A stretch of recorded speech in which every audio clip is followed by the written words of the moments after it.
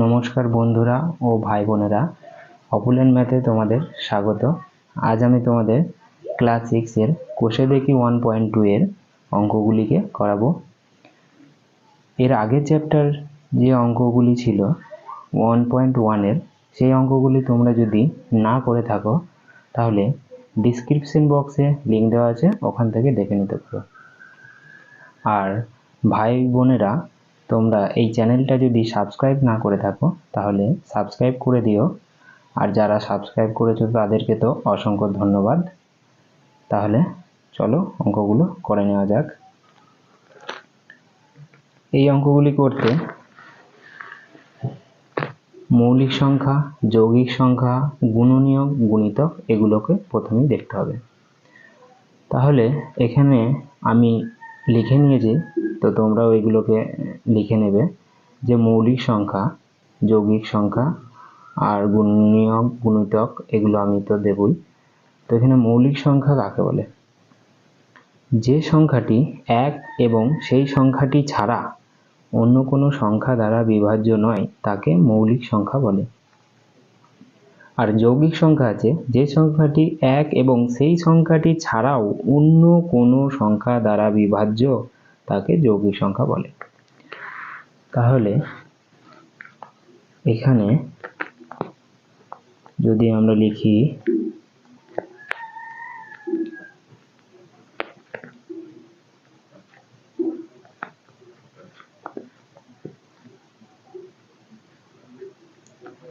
এটা যদি করি তাহলে দেখো এখানে আছে এক, আছে এক আমাদের মৌলিকও না যৌগিকও না, এটি হচ্ছে প্রাথমিক সংখ্যা ও স্বাভাবিক সংখ্যা। তাহলে এখান থেকে আমরা 2 থেকে দেখতে পারি যে দুইটা মৌলিক না যৌগিক। তাহলে 2 সমান এখানে দেখো 1 আর 2, 2কে শুধু আমরা বিভাজ্য করতে পারছি 1 আর 2 দিয়ে, মানে 1 দিয়ে এবং সেই সংখ্যা দিয়ে। এখানে ছিল যে সংখ্যাটি 1 এবং সেই সংখ্যাটি, তাহলে 1 দিয়ে যাচ্ছে, আর সেই সংখ্যাটি বলতে 2, তাহলে 2 দিয়ে যাচ্ছে। তাহলে এটি কি সংখ্যা হলো? এটি মৌলিক সংখ্যা। এখানে যদি আমরা 3টাকে দেখি তাহলে এটা 1 দিয়ে এবং 3 দিয়ে, তাহলে এটিও মৌলিক সংখ্যা। যদি আমরা 4টাকে দেখি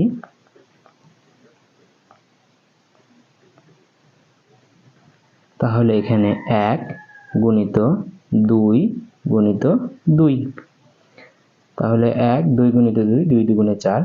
দেখো এটি 1 দিয়েও যাচ্ছে, 2 দিয়েও যাচ্ছে, আবার 4 দিয়েও বিভাজ্য হচ্ছে।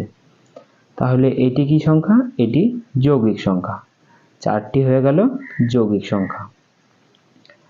তাহলে বুঝতেই পারছো যেটি 1 এবং সেই সংখ্যা দিয়ে যাবে সেটি হলো মৌলিক সংখ্যা, আর যেই সংখ্যাটি 1 এবং সেই সংখ্যাটি ছাড়াও অন্য সংখ্যা দ্বারা বিভাজ্য হবে তাকে যৌগিক সংখ্যা বলে। তাহলে গুণনীয়ক, গুণনীয়ক আছে কি দেখে নাও। কোনো সংখ্যা যে সংখ্যা দ্বারা বিভাজ্য সে সংখ্যাগুলিকে প্রথম সংখ্যাটির গুণনীয়ক বা উৎপাদক বলে। আর গুণিতক আছে কোনো সংখ্যাকে অন্য কোনো সংখ্যা দ্বারা গুণ করলে যে গুণফল পাওয়া যায় তাকে প্রথম সংখ্যাটির গুণিতক বলে। তাহলে গুণনীয়কটাকে আগে দেখে নেব। যেমন ধরো এখানে গুণনীয়কের ক্ষেত্রে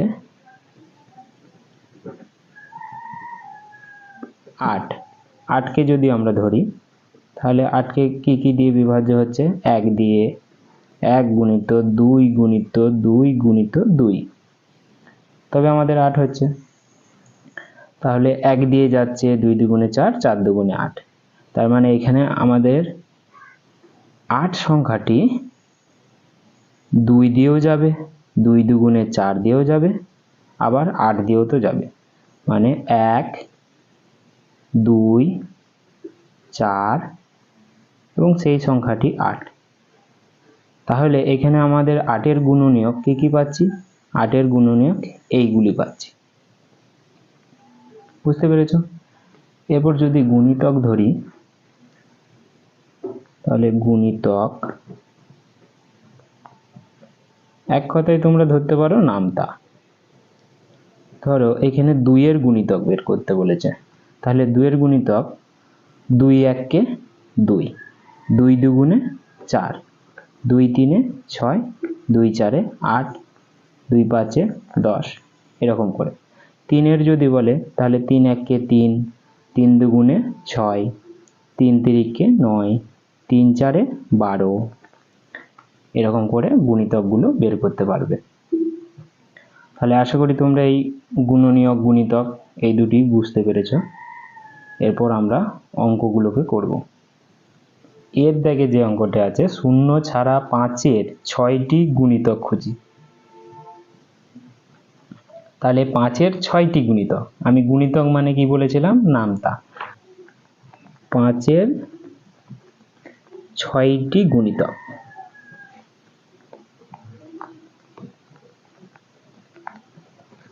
তাহলে 5 এর গুণিতক বের করতে গেলে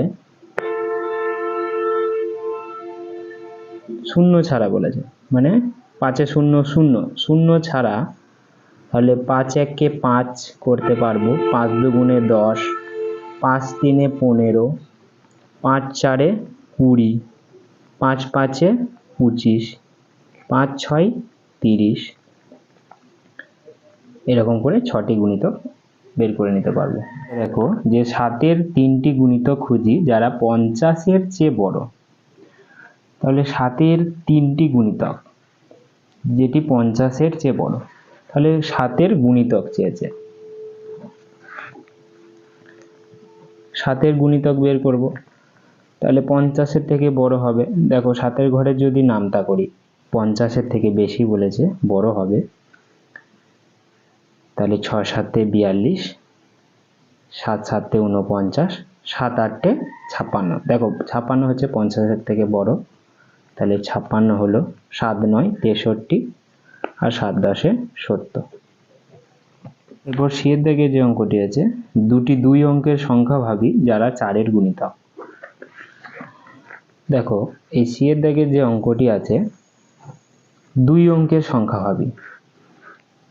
তাহলে প্রথমেই জানতে হবে, আমি এইদিকে দেখিয়ে দিচ্ছি, যে 1 অঙ্ক, 2 অঙ্ক, 3 অঙ্ক, 0 থেকে 1 2 3 4 এরকম করে 9 অবধি আমাদের 1 অঙ্ক, 1 অঙ্ক।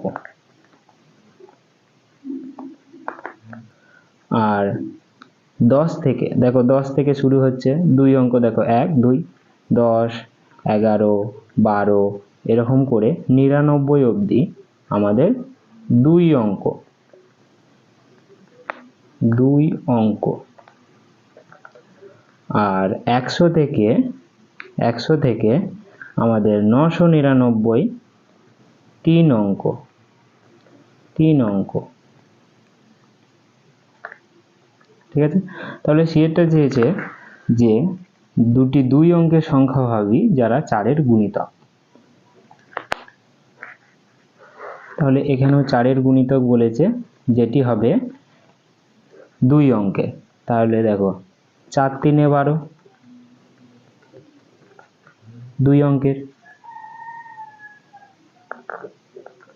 4 4 16, 2 অঙ্কের, 4 5 20, এটিও 2 অঙ্কের। এরপর দেখো ডি এরটা আছে, যে 4 কোন কোন সংখ্যার উৎপাদক বা গুণনীয়ক হতে পারে এমন 3টি সংখ্যা লিখি। গুণনীয়কের ক্ষেত্রে বলেছিলাম যে কোনো সংখ্যা যে যে সংখ্যা দ্বারা বিভাজ্য সেই সংখ্যাগুলিকে প্রথম সংখ্যাটির গুণনীয়ক বা উৎপাদক বলে। এখানে দেখেছিলে যে 8 কে দিয়ে 1 2 2 2, মানে 2 2 4 আর 4 2 8, তাহলে গুণনীয়ক কি পাচ্ছিলাম, 1 2 4 8।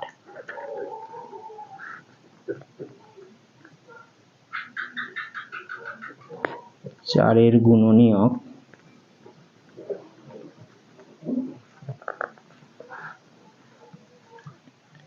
দেখো 1 গুণিত 2 গুণিত 2, তাহলে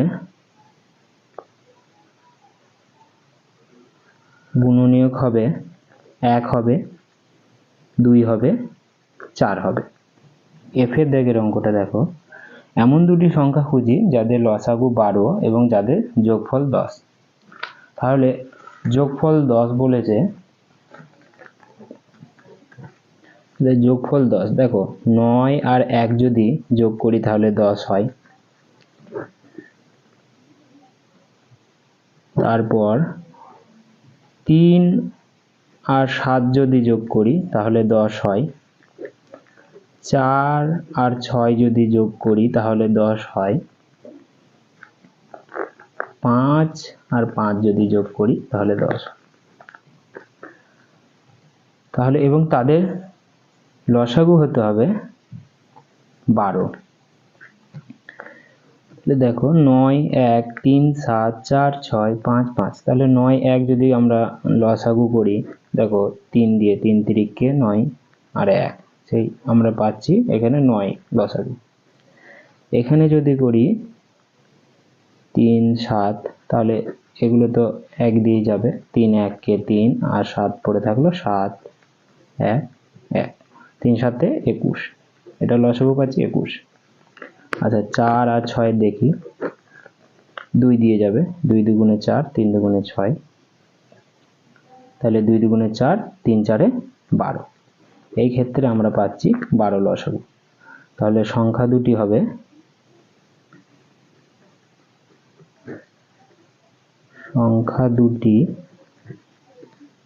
হবে অতএব দিয়ে সংখ্যা দুটি হবে 4 ও 6। পরে দেখো 2 এর দাগের অঙ্কটি, যে 14 এর মৌলিক উৎপাদক কি কি।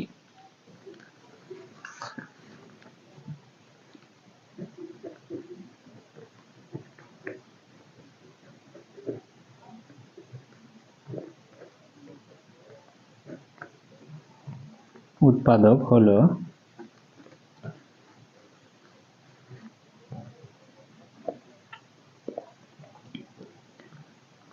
এক হবে না, যেহেতু এক মৌলিকও নয় যৌগিকও নয়, তাহলে হবে 2 দিয়ে যায়, 7 দিয়ে যায়,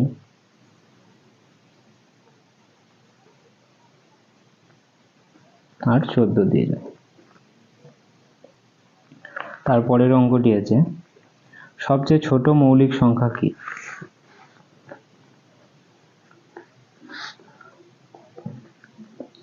সবচেয়ে ছোট মৌলিক সংখ্যা,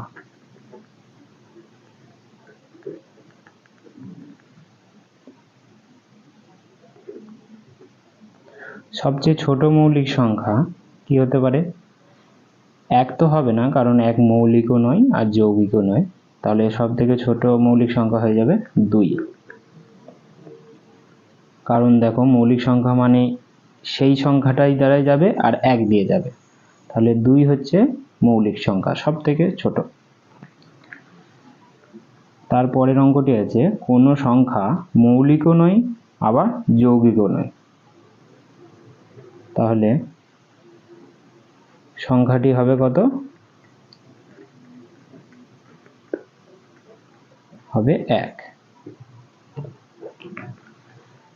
তারপরের অঙ্কটি আছে দেখো 3 এর দাগের, যে 42 কোন সংখ্যার গুণিতক। গুণিতক মানে নামতা হিসেবে দেখবে, তাহলে নামতা হিসেবে দেখতে পারি 7 এর ঘরে দেখতে পারি, দেখো 7 এর ঘরে 6 7 42, আর এখানে 7 আছে এবং 6ও আছে,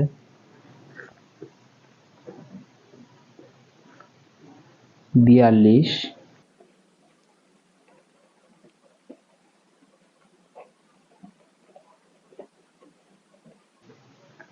7 ও 6। অঙ্কটি আছে 11 কোন সংখ্যার গুণনীয়ক। তাহলে এখানে সেই সংখ্যাটি দেওয়া আছে যেটি ওর গুণনীয়ক, মানে ভাগ করা যাবে। 101 111 121 112। যদি আমরা 11 দিয়ে 111কে যদি ভাগ করি, দেখো 111, 11কে 11, 1 আমাদের ভাগশেষ থেকে যাচ্ছে, তাহলে 121কে দেখি, 11কে 11, 11 ভাগশেষ, আর 11কে 11। তাহলে এটি আমার 121 গুণনীয়ক হচ্ছে 11। তাহলে অ্যান্সার হবে এটার 121। এরপর 4 দাগের যে অঙ্কটি আছে, সংখ্যা জোড়ার মধ্যে কোনগুলি পরস্পর মৌলিক সংখ্যা দেখি। 5 ও 7।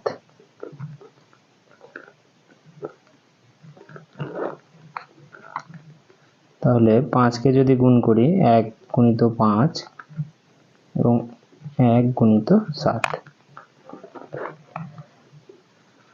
এটাতে তোমরা দেখতে পাচ্ছ 1 আমরা দুটোতেই গুণনীয়ক পাচ্ছি।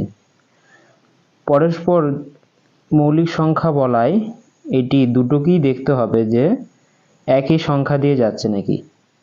এখানে যেমন 1 এবং শুধু 5 দিয়েই যাচ্ছে, এটাকেও যাচ্ছে দেখো যে 1 এবং 7। তার জন্য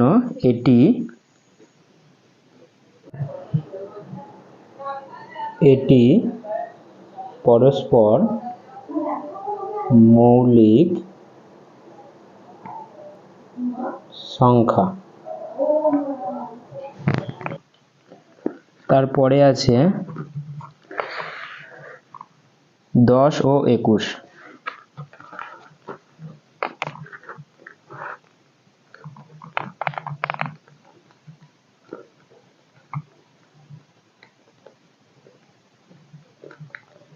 10 যদি আমরা গুণ করি তাহলে 1 গুণিত 2 গুণিত 5, আর 21 যদি ধরি 1 গুণিত 3 গুণিত 7। তো 10-এরও দেখতে পাচ্ছ যে গুণনীয়ক 1, আর 21-এরও গুণনীয়ক 1। গুণনীয়ক আমাদের একই মিলছে, বাকি মিলছে না, সেজন্য এটিও পরস্পর মৌলিক সংখ্যা।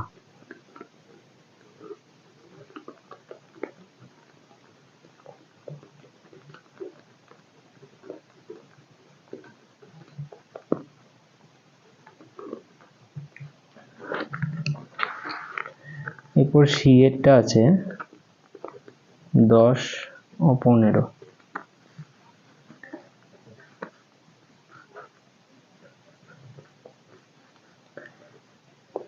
1 গুণিত 2 গুণিত 5, 1 গুণিত 3 গুণিত 5। এটা সাধারণ গুণনীয়ক ধরতে গেলে এখানেও 1 1 এবং এখানে 5 5। তাহলে পরস্পর মৌলিক সংখ্যা ধরতে গেলে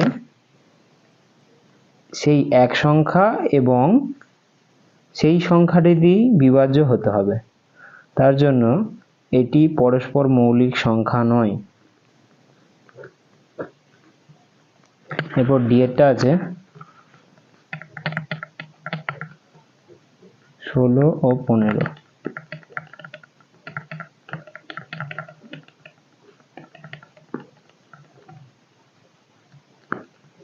2 গুণিত 2, 2 দুগুণে 4, 4 দুগুণে 8, 8 দুগুণে 16, গুণিত 3 গুণিত 5।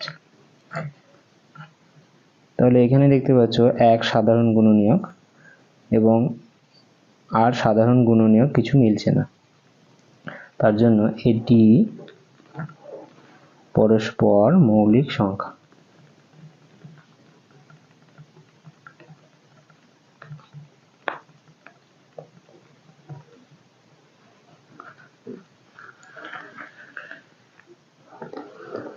এরপর 5 দাগের যে অঙ্কটি আছে, এমন দুটি যৌগিক সংখ্যা খুঁজি যারা পরস্পর মৌলিক। তো এখানে 16 ও 15 ধরতে পারো যে 16 ও 15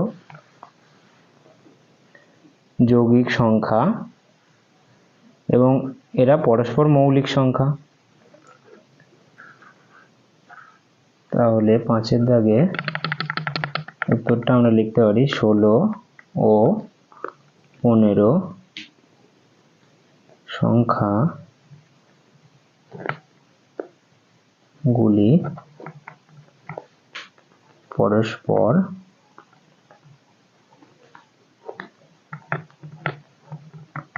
মৌলিক সংখ্যা।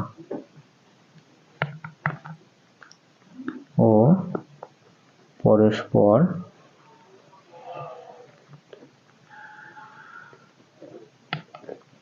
যৌগিক।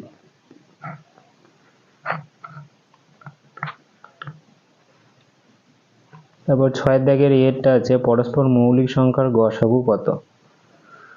পরস্পর মৌলিক সংখ্যার গসাগু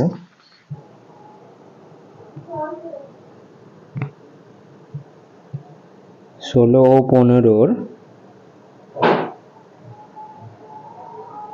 গসাগু সমান 1। যে পরস্পর মৌলিক সংখ্যার লসাগু কত লিখি? তাহলে এখানে পরস্পর মৌলিক সংখ্যা আছে 16 ও 15, তাহলে লসাগু কত হচ্ছে? লসাগু হবে সংখ্যা গুলির গুণফল।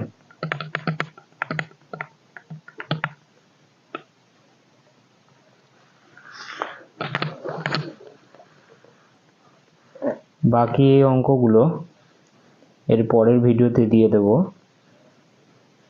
তো ভিডিওটি যদি ভালো লাগে লাইক করবে, কমেন্ট করবে, আর যদি কিছু বুঝতে না পারো তাহলে কমেন্ট করে জানিও, আর সাবস্ক্রাইব অবশ্যই করে দিও।